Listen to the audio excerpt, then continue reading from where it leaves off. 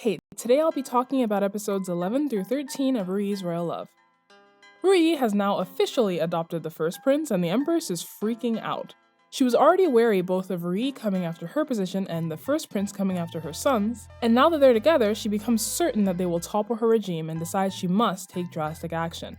I feel for her a bit. From the moment she was selected, she was second fiddle to RuYi, and even after all these years, she's still so incredibly insecure. It must be exhausting. RuYi brings first prince home and introduces him to the staff. 从今天起，大哥就是本宫的儿子。 His first night looks like a lot of fun. I'm glad he's finally able to smile.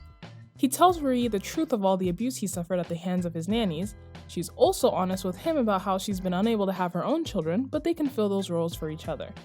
Also, turns out it was RuYi who told him to hurt himself on purpose so she could get him out of that situation. Tricky. The next day, First Prince's lead governess comes to RuYi's palace to resume her position. Poor First Prince is terrified. 我的好阿哥，可算见着您了。哎，站住！ RuYi takes the lead and asks her to explain why First Prince was so mistreated. The maid starts making excuses about how First Prince caught cold because he insisted on wearing thin clothes and refused to take his medicine. These are obviously lies, and First Prince looks so hurt and betrayed.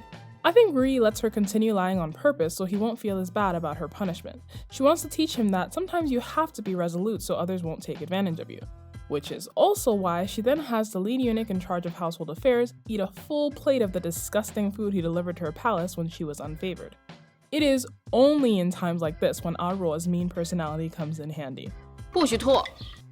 I do love this little family. The emperor finally shows up and actually apologizes too, so I guess he can rejoin the family as well.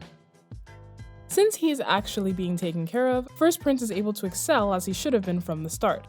But all that does is make the Empress even more paranoid. Desperate to strengthen her standing in the harem, she decides to marry her maid off to the creepy eunuch Wang. She's hesitant at first, but he convinces her by saying he'll be much better able to serve her if he has someone to serve him. The Empress decides to go through with it. As head eunuch, Wang can spy on the emperor and tell her what opinions she should have to match his. He can warn her about things the emperor doesn't like or which of the women he speaks of more often. Since her whole world is literally the emperor, these seemingly petty things can be a huge deal. For an advantage like that, she can sacrifice a maid or two. Not that the emperor is completely blind to these shenanigans. He has noticed how much Wang speaks up for the empress. 你很听皇后的话吗？ Another note on why you would want the head eunuch on your side, I found a nice comparison that I think illustrates just how valuable they can be.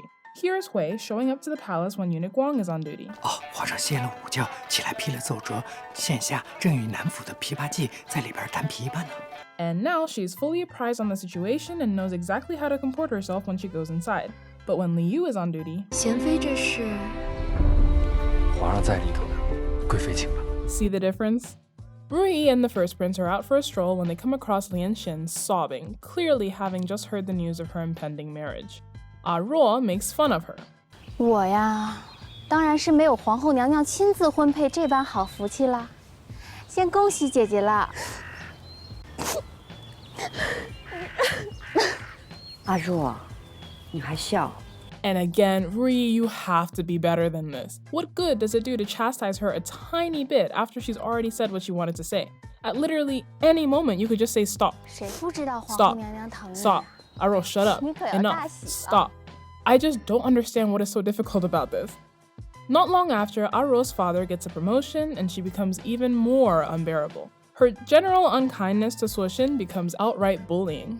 你去打水来给我擦身子吧。 It doesn't help that Suoxin is a total pushover. 是。 She also commits the cardinal sin for a maid and begins to try and catch the emperor's attention. After a particularly obvious attempt, RuYi berates Aurora for dressing up so much, which is not really allowed for palace maids. And it's like suddenly starting to discipline a child when they're 13. Better late than never, but like, where were you when the child was young and impressionable? I am glad to see her start taking responsibility for Aurora though. Rather than seeing that RuYi is trying to save her from getting punished for breaking rules, Aurora begins to think that RuYi is jealous of her and simply doesn't want her to succeed. Mei and Hui continue to butt heads. Mei is so reckless. Finally, Mei shows up to the next morning meeting with big news. She is 1 month pregnant. I really didn't think she could get any bolder, but I was wrong. 臣妾服侍皇上已有半年，若是半年都还无身孕，那定是臣妾无福。This possible prince is a huge deal since he would be the first one since the emperor became the emperor, so she gets promoted to noble lady. The empress borrows the opportunity to tell everyone about her maid's good news. 莲心， She's getting married. 皇后娘娘，莲心， It's so completely, painfully obvious to everyone that Lianxin doesn't want this, but instead of addressing it, the empress pretends not to notice. All she cares about is the benefits she'll get from Wang being loyal to her. It's just gross. I don't even know why she did this in public, it just makes her look bad. Also, I love the focus on the other maids, the ones who really feel how much this sucks. Not long after, they're married. It's clear that the empress feels guilty, but that's worth literally nothing since she's still going through with it. Also, the actress for Lianxin is killing it. 奴婢多谢皇后娘娘恩赐。 That night, several of the women hear someone screaming.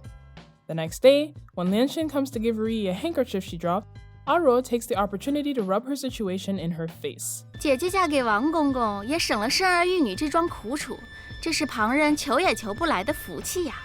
And wow, that goes so far past teasing. Who acts like this? I don't understand how Aurora gets so much satisfaction out of hurting someone she doesn't even know.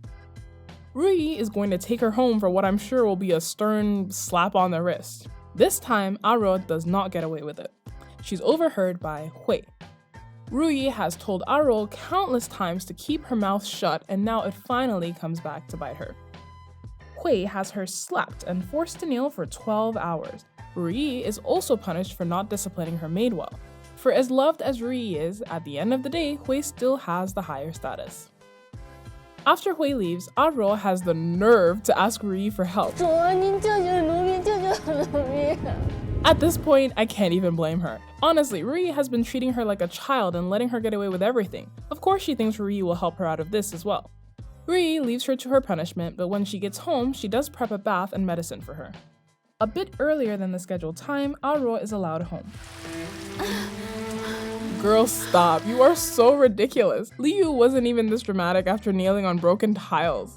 RuYi is still way too nice for my liking, but she does seem to have learned a lesson about treating Aurora too well. 自己喝。 I wanna say Aurora learned her lesson, but her expression and the background music make me think that's not the case.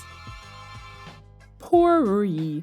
As you know, I don't approve of how she handled Aurora until now, but I do feel for her. This is someone she grew up with, and now that she lives in the palace, Aurora is probably the last person by her side who reminds her of home. But oh, Aurora has shown time and time again that she will not learn her lesson. Though RuYi might see her as a friend, at the end of the day, she is her master. When Aurora hurts other people, that's literally her responsibility.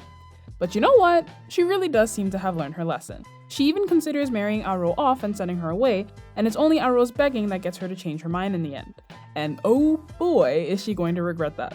Speaking of actually trash people though, wow is the Empress trash. 娘娘， Trash. So as not to end this on a negative note, I loved RuYi in The First Prince so much. The scene where he calls her mom is just the sweetest thing I have ever seen. 你叫我什么？母亲。 And she's such a good parent. I mean, to be fair, First Prince seems easy to raise, but with the combined efforts of Hailan and RuYi, there's no way he'll be steered wrong. Till next time, thanks for watching.